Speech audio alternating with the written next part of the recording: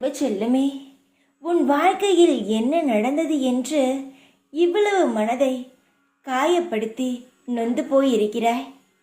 தங்கமே, என்ன சாய், ஒண்ணுமே தெரியாதது போல் என்ன நடந்தது என்று கேட்கிறீர்கள் என்று தானே பார்க்கிறாய். என் தங்கமே, உன் வாழ்க்கையில் மேடு பள்ளங்கள் வந்தது, அது எனக்கு தெரியும். ஆனால் நித்தம் கவலைப்படுவது போல் எதுவும் நடக்காது. இனி நான் நடக்கவும் விடமாட்டேன். தெளிவான எண்ணமும் தெளிவான யோசனையும் உன் வாழ்க்கையில் நான் பார்த்தேன். அந்த தெளிவு இப்பொழுது உன் மனதில் இல்லை. குழப்பங்கள் தான் அதிகமாக இருக்கிறது. எந்த முடிவெடுத்தாலும் எப்பொழுதும் நன்றாக எடுப்பாய். ஆனால் இப்பொழுது எல்லாம் குழப்பிக்கொண்டே எடுக்கிறாய். அதனால்தான் எதுவுமே உன் வாழ்க்கையில் சரியில்லை. முடிவை எப்பொழுதும் தெளிவான மனதுடன் எடுக்க வேண்டும்.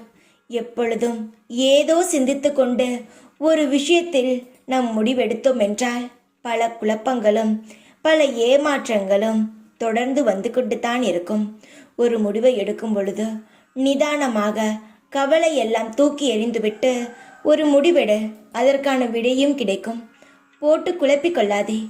எந்த ஒரு விஷயத்திலும் அவசரப்படாதே. நீ எதை இழந்தாயோ அதைவிட அதிகமாகவே உன்னிடம் வந்து சேரும் என்று நான் உனக்கு வாக்கு கொடுத்திருக்கிறேன். அதை நான் மறந்து விடுவேன் என்று நினைத்தாயா? இல்லை, ஏமாற்றி விடுவேன் என்று சொல்வதை தான் செய்வேன், செய்வதை தான் சொல்வேன். எப்பொழுதும் நான் குழப்பிக்கொண்டு உன்னிடம் பேசியது கிடையாது.